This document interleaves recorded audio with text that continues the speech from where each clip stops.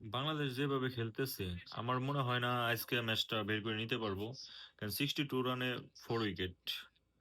তো টি-20-তে যেমন আফগানিস্তানকে হোয়াইট ওয়াশ করছে, আমার মনে হয় ওয়ান ডেতে বাংলাদেশকে হোয়াইট ওয়াশ করে দিব। যেভাবে খেলতেছে, এই যে দুইটা ম্যাচ খেলছে, এটা কিন্তু ওয়ান ডের কোনো খেলাই হয় নাই। এত অল্প রানে টার্গেট দেয়, সেটাও নিতে পারে না। তো এইভাবে আসলে কি ওডিআই খেলাটা হয় না। যেভাবে খেলতেছে ওয়ান ডেতে দেখেন, স্লো ব্যাটিং, তারপর যে 4 উইকেট চলে গেছে, এখান থেকে রান বের করে নেওয়ার মতো এখন তার হাতে কেউ নাই।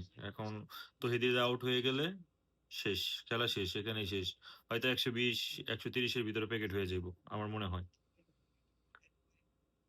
তো আর এই ম্যাচটা হারলে হোয়াইট ওয়াশ হয়ে যাবো ডাইরেক্ট।